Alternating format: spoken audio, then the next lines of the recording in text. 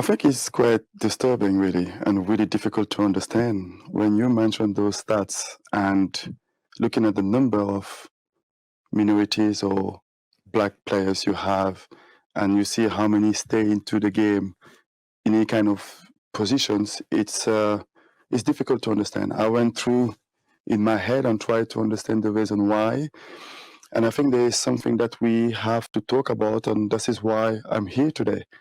It is something that has to change.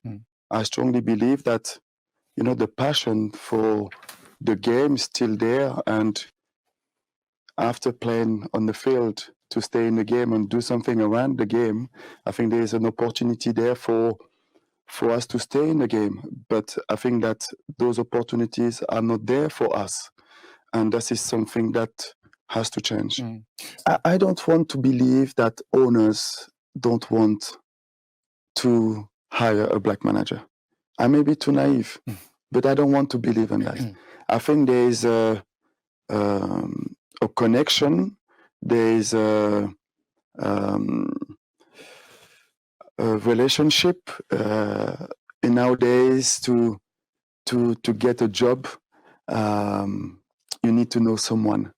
You need an agent who can put your name on the table. You need to create this kind of network to allow yourself to be on the table when owners making a decision. And I think we, as a black manager, have to build ourselves a better network to allow ourselves to be on the table when owners has to make a decision. Not responsible, but of course I want to be an example, I would say.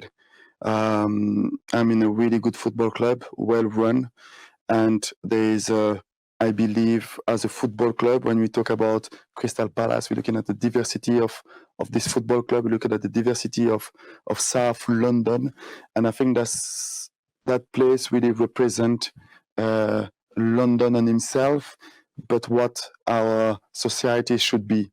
And if I can inspire some young players, no players from South London or anywhere around the world to be a manager one day, this is a responsibility that I will take. Yeah, there's a massive shift. I think when you're looking at the African teams who were at the World Cup and looking at the manager that they had, you couldn't predict that 15 years ago. So that shows there's a progress in place. There's ex-African players who do their badges and they went back home and tried to manage their teams. We had Samuel Eto'o, who is the CEO of the Cameroonese Federation. You have DJ Brogba, who is part of Ivory Coast Federation.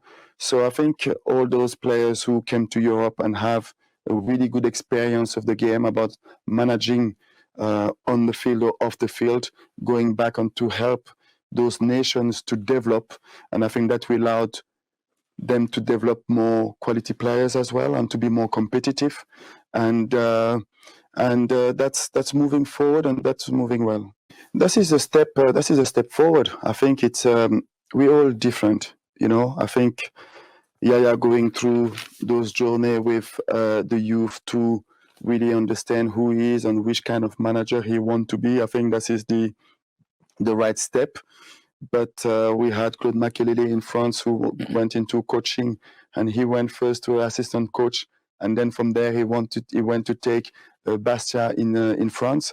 So there is a different way of getting to the top, but it's about the opportunities that is in front of you and try to make the right decision to allow you to stay at the top level as long as you can. I think there's I don't think there's a coincidence. I think it's the leadership of Vincent, the way that he grew up at Manchester City.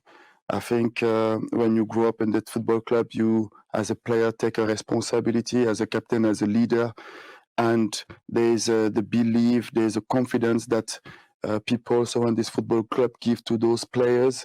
And you can see Vincent, what he's doing with Burnley, but you can see some of the players on TV who have this kind of presence to express themselves and to give their opinion.